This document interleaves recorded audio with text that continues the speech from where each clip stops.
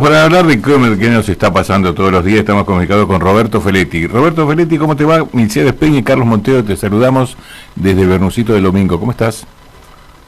Buen día a ambos y a todas. Y tenemos a Néstor Isbarigi, se enfermó el auto y no pudo llegar allá. Bueno. Te quiero hacer una pregunta inicial. ¿Te acuerdas que la vicepresidenta de la Nación dijo una vez que había una lucecita en el fondo del túnel? ¿Hoy vos ves una lucecita en el fondo del túnel?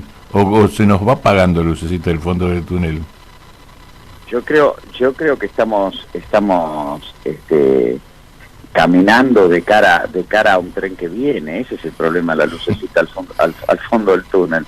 El gobierno está caminando a contramano de lo que está haciendo todo el mundo, y eso es muy peligroso para un país, sobre todo para un país de tamaño medio, para una economía que es importante, que es la número 25, 26 en el orden de 200 países, pero que no puede fijar el rumbo del mundo. Y hoy tenemos guerra comercial con China, tenemos crisis política en Italia y en España, producto de que se hace insostenible el esquema del euro, tenemos a Inglaterra yéndose de la Unión Europea, tenemos devaluaciones en Brasil y México, mucho más grave en Turquía, y el gobierno, cuando todo el mundo revisa el multilateralismo, todo el mundo revisa este esquema de globalización que nació a partir del fin de la Guerra Fría y que entró en crisis en el 2008, con la crisis de las hipotecas, el gobierno camina hacia el multilateralismo. Queremos entrar a la OCDE, queremos recuperar las relaciones con el Fondo Monetario Internacional, que todos sabemos cómo nos va.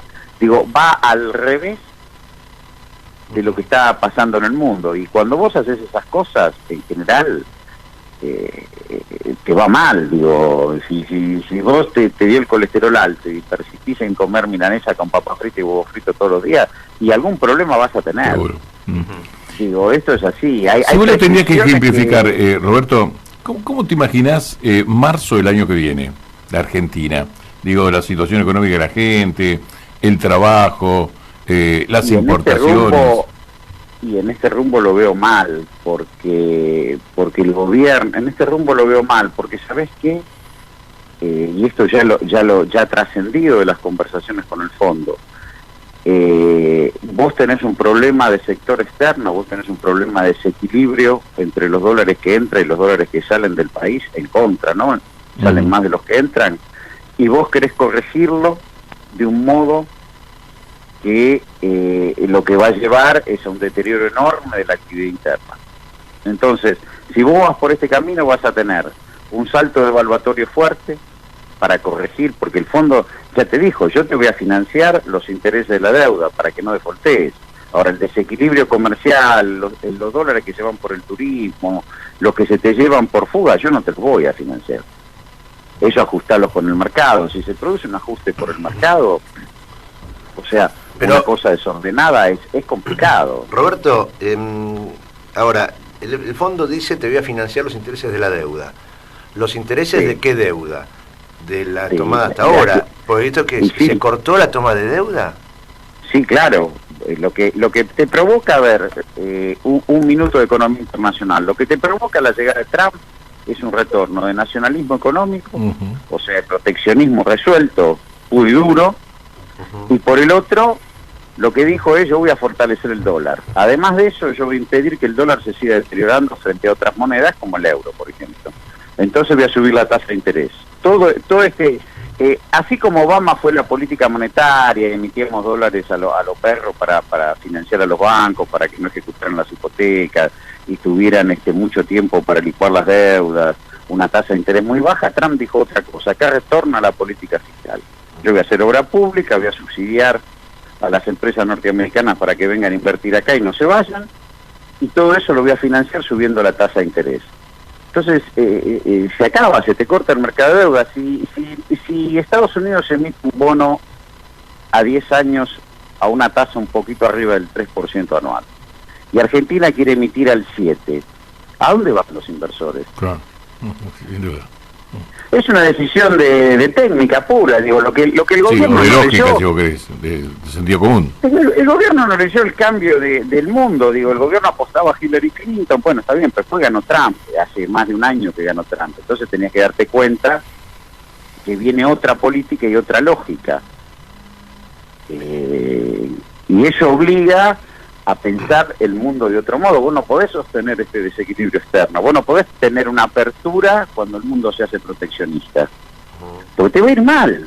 Hoy tenés un desequilibrio comercial abril de casi 3.500 millones de dólares en un cuatrimestre, eso te da, proyectado te da como más de 10.000 millones de dólares en el año, eso el fondo te dijo, yo eso no te lo voy a financiar. Digo, Y sobre eso, discúlpame, Roberto, el gobierno, un gobierno también razonable tomaría medidas para evitar que eso siga ocurriendo, pero iría en contra de su filosofía de la apertura de y la bueno, economía. ese es el problema, cuando te sacan la milanesa con papa frita y huevo frito, te gusta mucho, o te bancás el colesterol y corres los riesgos que supone eso, o empezás una dieta. Digo, el gobierno no, obviamente lo que Macri está mostrando que tiene más ideología que los compañeros de la izquierda trotskista, o sea, está aferrado. Es un fundamentalista. Sí, está aferrado a un conjunto, al margen de que beneficia a sus sectores y todo lo que podemos decir de una política conservadora oligárquica, pero al margen de eso, está caminando por terrenos de la imprudencia. Sí, rumbo al suicidio parece. Sí. Digo, porque lo lógico, lo que está pasando en el mundo, y volviendo a tu pregunta sobre marzo, es que todo el mundo está administrando el comercio, ha dejado subir un poco el tipo de cambio para restringir importaciones, ve cómo reestructura sus deudas, es decir, todo el mundo no hace una apertura comercial y financiera, no persiste en ese recorrido. El gobierno parece que sí, se le cortó. ¿Y cómo? Y se le cortó la forma de financiamiento, no hay financiamiento. Esto que publican hoy los diarios, es muy interesante leer la tapa de Clarín donde dice, vienen 30.000 millones de dólares, lo van a dar los bancos, y después la nota del propio columnista Fernández Canedo, que advierte que esos dólares no van a financiar el consumo ni los viajes del turismo, que solamente lo van a ayudar a reestructurar los pagos de deuda. Sí, es un mega canje de nuevo, ¿no? Y estás en eso, te dan bicicleta, te dan pedal para impedir un default y mientras tanto te fuerzan al ajuste, porque el otro problema es el problema del mercado interno. Si vos, volviendo a Trump, si vos mirás las cifras de Estados Unidos con las políticas de Trump, durante Obama, 8 años, ¿no?, de gobierno de Obama, promedio creció la economía norteamericana al 1,5. El primer año de Trump creció al 2,3. Claro. Obama tuviste un desempleo que arrancó con el 10, lo fue bajando, justo es decirlo, terminó más o menos está debajo del 4. Que si la política fiscal, en la que no pudieron hacer los demócratas, porque tenían miedo que el dólar se le cayera como moneda de reserva y prefirieron no pelearse con los bancos, que ahora la aplica Trump a rajatabla. Algunos lo leen como un escenario defensivo frente a la recomposición del poder militar ruso y demás, otros lo ven como el retorno de su intento de supremacía, no sé. Pero lo que vos tenés hoy es un cambio de política internacional frente a una crisis que lleva una década arrastrándose, que esa fue la crisis en 2008. Y en ese marco... en una crisis. Claro, en ese marco Macri vive atrasado unos cuantos años, ¿no? Parece que vive en una burbuja. Lee un mundo, yo te digo siempre con el menemismo tardío, digo, cuando Menem produce las aperturas que produce, lo hace en un mundo que va para ese lugar, donde el comercio internacional crecía internacionalmente, donde había flujo de inversiones, donde vos salías de la Guerra Fría y el capitalismo tenía que enamorar. Aprovechó la ola, digamos, que se venía. Entonces, aprovechó la ola para bien o para mal, claro. Digo, hay mucho para discutir, pero quiero decir, esto no, porque el mundo se está haciendo proteccionista. Si vos lees noticias de países importantes, de mucho volumen de economía, como la India, hace a la producción textil, digo, ¿por qué? Porque se ve este escenario. Vos te querés, el ejemplo más palmario, que suena casi cómico, y si no fuera triste, es abrazarse a Rajoy. Sí. El idioma. Sí. No, digo, ahora España, el país importante, y está en una crisis espantosa. Sí. Y Italia lo mismo. Y a esto le sumás el tema de la región, los pocos datos alentadores que vos tenías de crecimiento de algunos sectores, que eran los que salían a blandir en todos los medios, se le caen a pedazos, ¿no? Como un castillo de naipes. Y claro, el tema de la crisis brasilera. Exactamente, es un mundo en el cual vos tenés que proteger mucho tu mercado interno y esperar, para petarte en tu mercado interno y esperar. Sí, pero tenés otro problema agravado, digamos. Tu mercado interno está deprimido porque destrozaste el consumo. Y lógico, si vos ahora vas a avanzar en una política de ajuste fiscal y de falta de inversión, digo, estás en un problema, estás realmente en un problema. Yo creo que el escenario peor que puede pasar para la Argentina es que estas cosas las resuelve el mercado, llevándose los dólares. Entonces ahí sí vas a tener un problema serio. Pero esto que tiene casi sentido común y salvar la vida, digo, toquetear de en alguna medida un dólar turístico para impedir que se vayan 11.000 millones de dólares para el exterior. Tomar alguna medida que los que exportan reingresen la divisa en 3 meses, si vos querés. No dejarlo cuando quieran. Digo, ¿no debería ocurrir algo de esta manera? Debería ocurrir. Algunos comentan que algunos exfuncionarios del gobierno afines al macrismo están llevando planes de estas características. Claro. Pero si vos sos un sojero y exportaste 100 millones de dólares y a vos te dicen, ya ni siquiera para ganar con la devaluación, te dicen, a fin de año te bajo 5% las retenciones. No le digo, espero que me bajen el 5%. No, pero todas esas cosas que se anuncian. Es loco. Claro. Digo, bueno, pero ¿cómo se resuelve esto? Digo, porque ninguna de estas medidas se toman. Seguimos con una tasa de la elevada del 40%. El dólar, todos los días, 300, 500 millones de dólares, el Banco Nación mete ahora para comprar. Vos fíjate lo endeble de la situación, que el gobierno apuesta que el directorio del fondo se reúna el 15 de junio, le apruebe el crédito stand-by para mostrarle al mercado, creo que es el martes 18, 19, que vence el vencimiento del EVA, que ya tiene el acuerdo del directorio del fondo. Cuando vos entras en esas discusiones, o como vos bien señalabas, empezás a decirle al Banco Nación que en realidad el Banco Nación es el principal banco que opera comercio exterior y sus dólares son para prefinanciar exportaciones o para cobro de importaciones y pago, digo, una parte, cuando yo fui vicepresidente del Banco Nación, en ese momento el 25% del comercio exterior argentino se cruzaba a través del Banco Nación, y vos le haces vender su posición de cambio en el mercado financiero, imagínate cómo queda un banco que es el regulador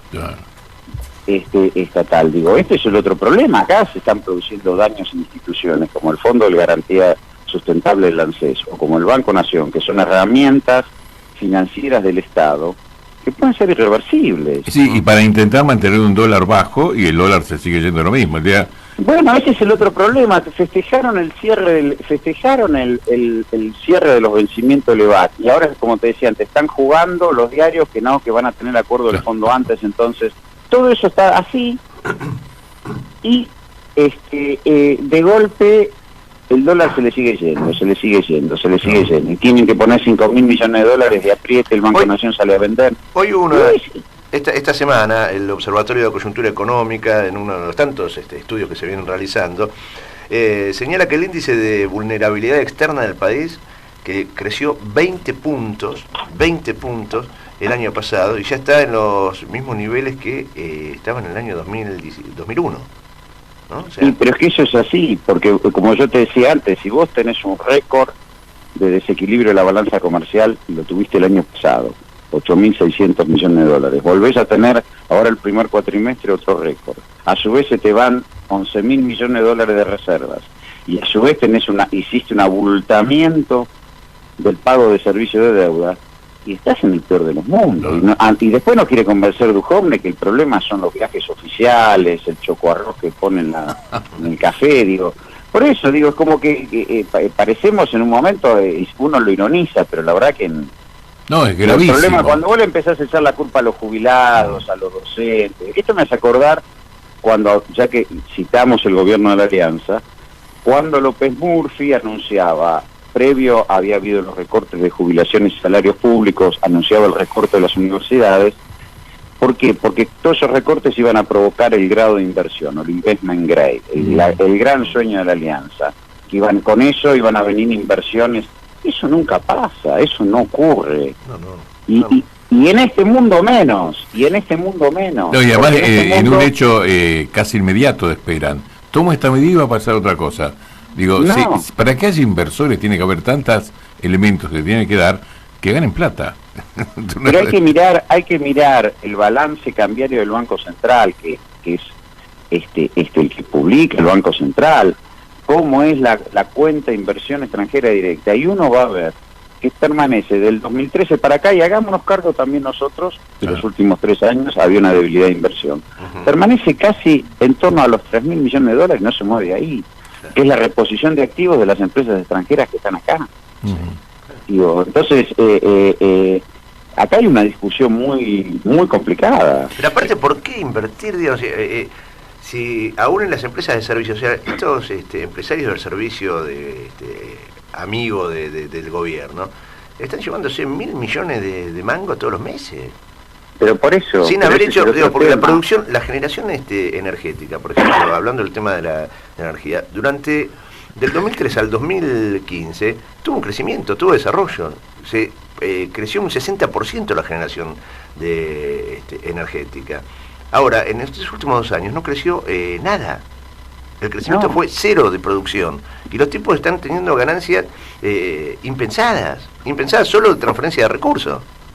Obvio, si vos vas yo acompañé a Verónica Magario a varias audiencias públicas, pues en La Matanza el tema tarifa se tomó como un tema muy de fondo porque nos golpea mucho. Y vos ves, cuando presentan en los balances y presentan en los proyectos la justificación del aumento de tarifas, es toda ganancia. No hace falta rascar mucho.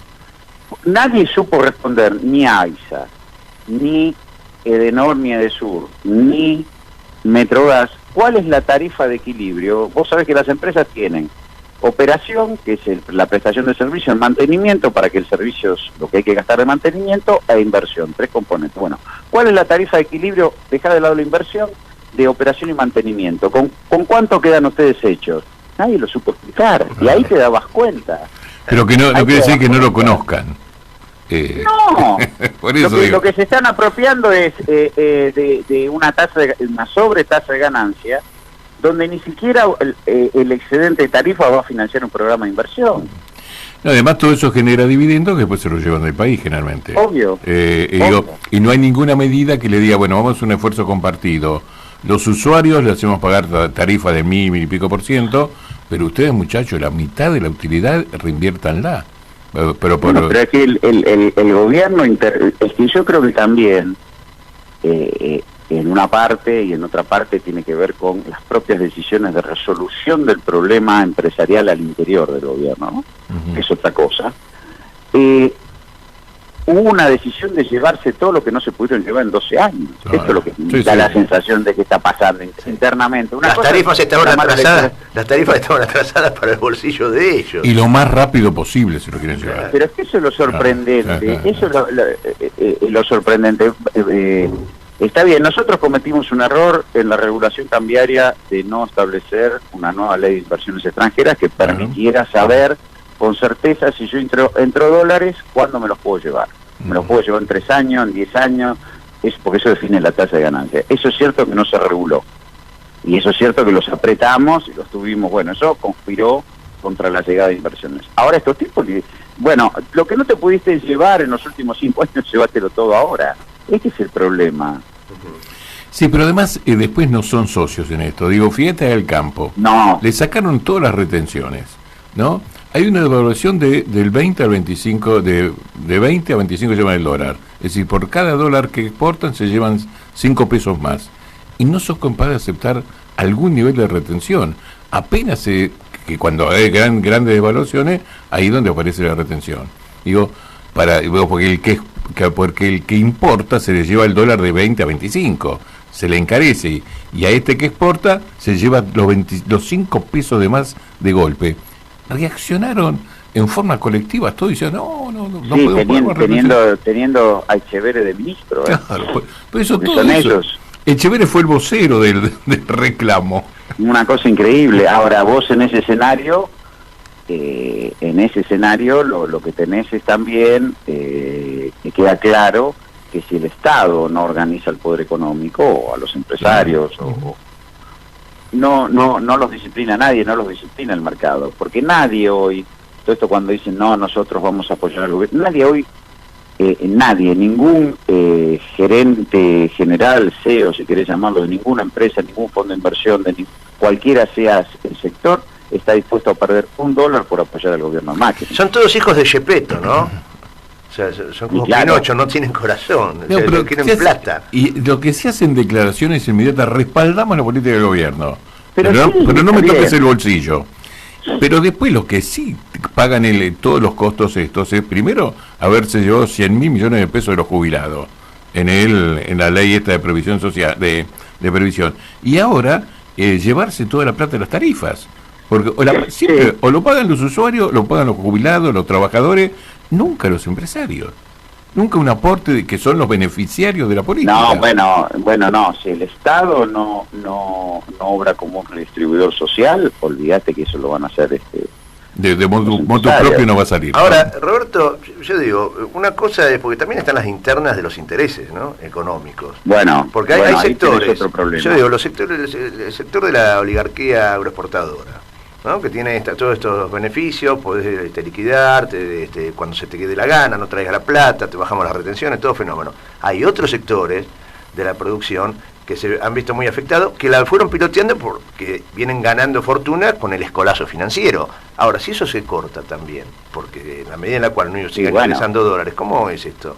Y bueno, la opción, lo hablamos más de una vez acá, la opción era mantenerse líquido y lo que no ganabas vendiendo, lo ganabas con las LEVAC. Eso es así, pero bueno, están de cara a un escenario en el cual el modelo que ellos han instalado, por un lado desequilibrado en lo externo, de déficit de cuenta corriente del balance de pago y de superávit de la cuenta capital con ingreso de deuda, y por el otro, basado en 4 o 5 sectores productivos chicos, agro, energía, minería, obra pública y en el plano de servicios financieros. Ese es un modelo angosto. Se queda sin financiamiento, esto entra en crisis, porque vos no tenés un respaldo del mercado internista que te obra como un atenuante de la crisis. Entonces estás en un problema, claro, sí, seguro. Roberto, decimos oyentes, estamos hablando con Roberto Feletti, digo, el presidente, cuando hablaba y justificaba el veto, dijo que era una ley descabellada y que no había otra cosa para hacer. Si yo pudiera hacer otra cosa, la haría, dijo. ¿Qué pasa si la ley hubiera quedado vigente y no le hubiera vetado el presidente? Esas cosas, y bueno, ahí ahí podría empezarse a discutir de otro modo. Vos tendrías un cambio de ecuación de costos en las empresas productivas y podrías haber empezado a discutir de otro modo. Digo, eso de este es el único camino, ya lo vivimos, digo, hasta es autoritario, nunca hay un solo camino, digo, el pensamiento único, esta es la medida y yo me sacrifico, la gente le tiene que ir mal y ese es el modelo para ir bien, nunca pasó eso. No, pero además, digo, hay una cuestión que nos tiran por la cabeza, ¿de dónde sale la plata? Dicen, ¿de dónde sale la plata? Esto genera un déficit. ¿Por qué genera? ¿Por qué hablan de esos 100.000 millones que se desfinancia el Estado si se retrotraen las tarifas? Pero lo tenés en el pago de LEVAC, tenés mucho más. Esos 115.000 millones de pesos están hoy llevándoselos los tenedores de bono de deuda. Innecesario, porque si vos decís, bueno, yo gasté la bala de plata que tenía la herencia recibida, si hay una que nadie discute es el país desendeudado. Claro. Todos coinciden que dejamos un país desendeudado. Muy bien. Yo gasté la bala de plata y produje una reestructuración que me achicó el desequilibrio externo, que lo teníamos, me achicó el desequilibrio fiscal sin traumatismo y lancé el país a crecer. Bueno, qué sé yo, después discutiremos qué modelo productivo queda, que es un poco lo que pasó con Menem. Bueno, Menem agarró la joya de las abuelas, la vendió, pero durante 4 años el país, la economía creció enormemente. Bueno, esto no, tomaron la deuda, 52.000 millones de dólares, fresco, ¿no? Como dirían ellos, se la llevaron toda. Se la llevaron toda, ese es el problema, el país no creció. Claro.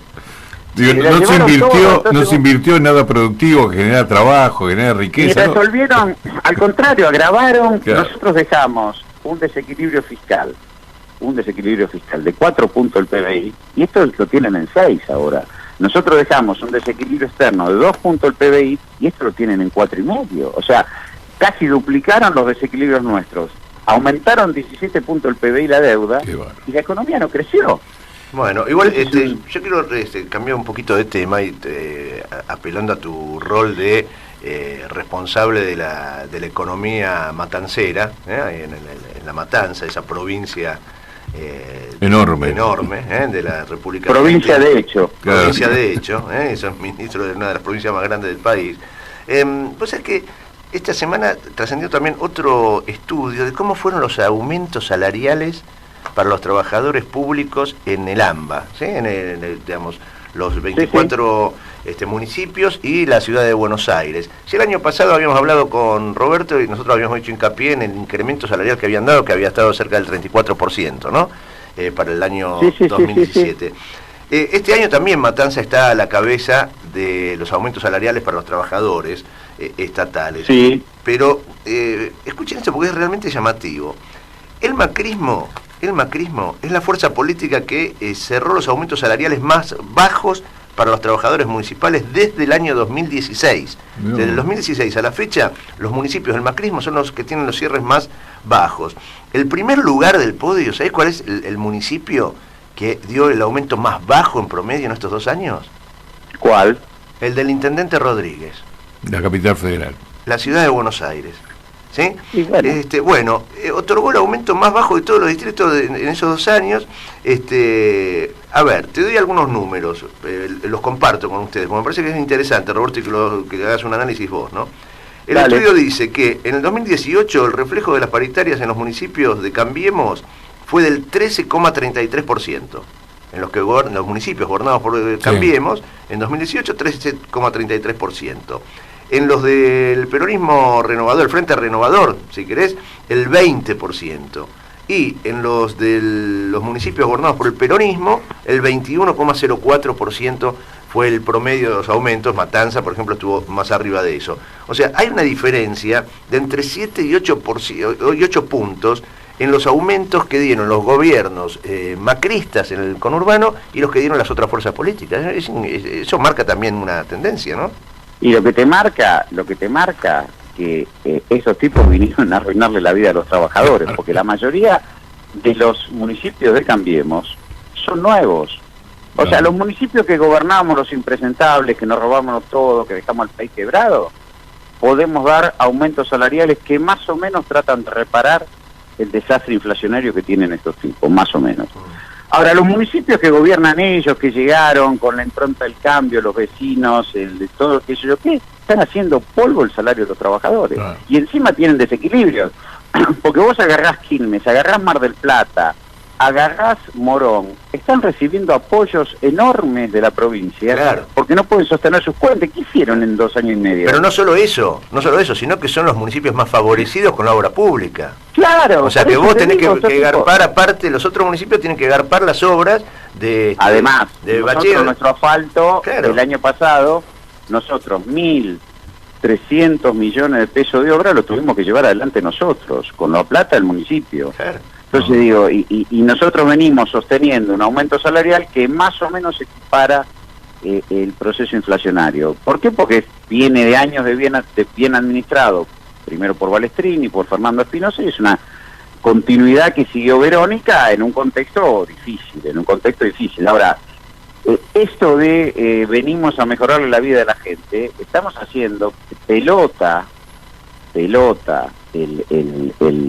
a los trabajadores, y además, como contrapartida, los vecinos de esos municipios pagan tasas, han recibido aumento del impuesto inmobiliario urbano de la provincia y de las tasas de alumbrado, barrio y limpieza de los municipios, muy por arriba de lo que le han pagado el salario de los trabajadores. Porque si vos me decís, yo hice ese ajuste pero quería reponer el salario de mis trabajadores, no, es una cosa muy complicada, porque ajustan a los vecinos, ajustan a los trabajadores.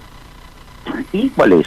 ¿Cuál y es? ese es el marco. Como dijo Cristina, desorganizarnos la vida. ¿Cuál es la Pero es el marco ideológico que se han movido, ¿no? Esta es la consecuencia.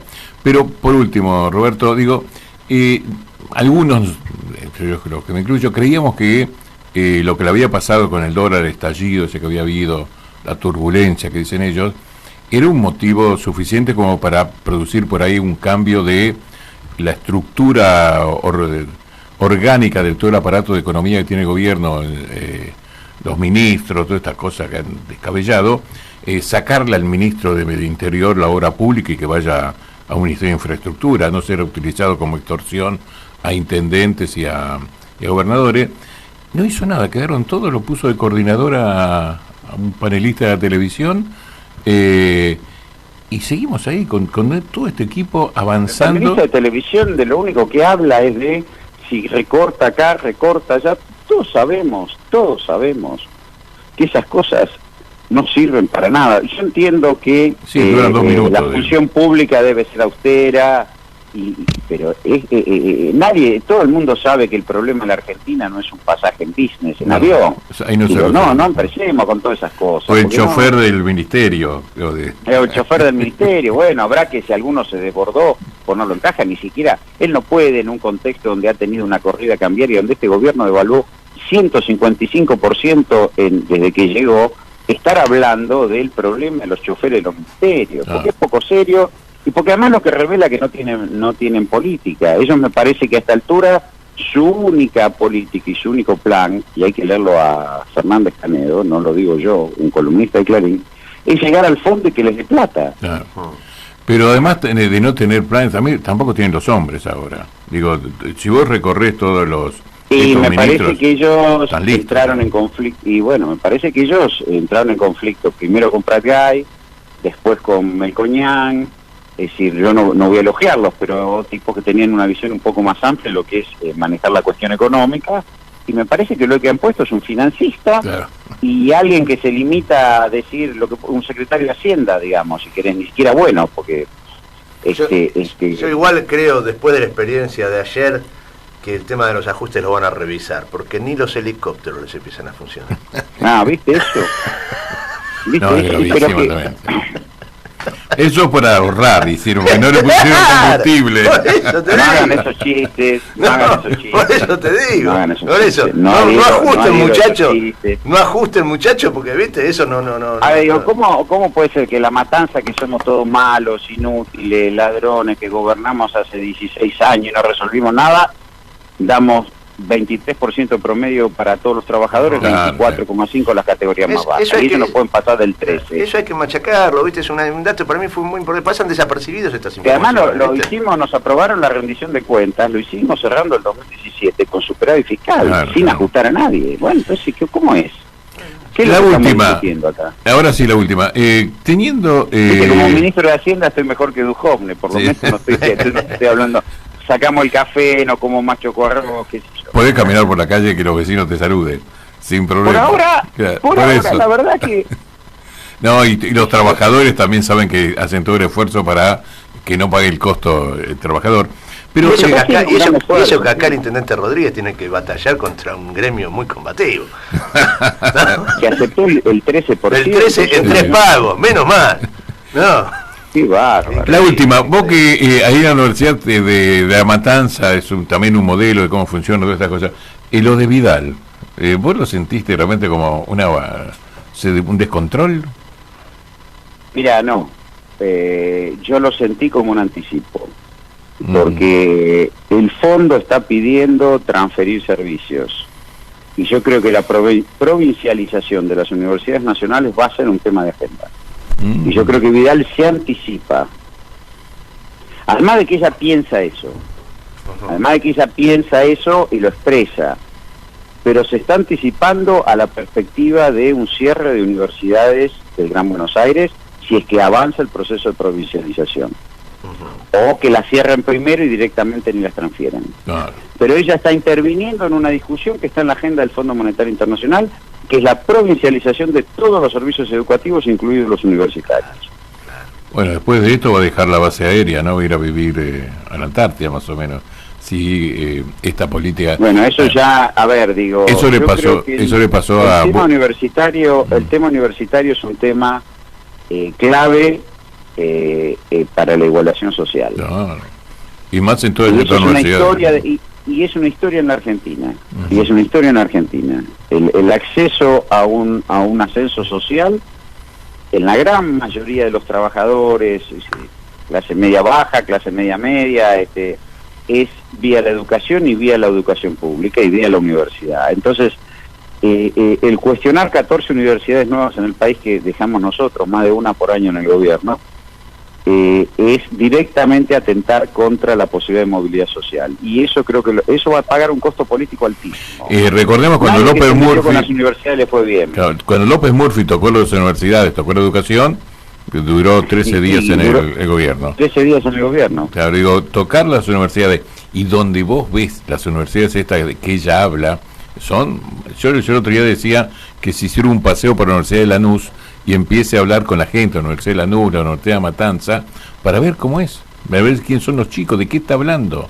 Pero yo creo que la matrícula universitaria, yo doy clases en la Universidad de Moreno, y la matrícula universitaria es importante, y la gran mayoría son universitarios de primera generación, es decir, que no tienen padres universitarios, como nos pasó a nosotros, mi generación, respecto de la UBA, y me parece que avanzar sobre eso es un tema. De todos modos, yo creo que ella se anticipa a la agenda del fondo, más allá de...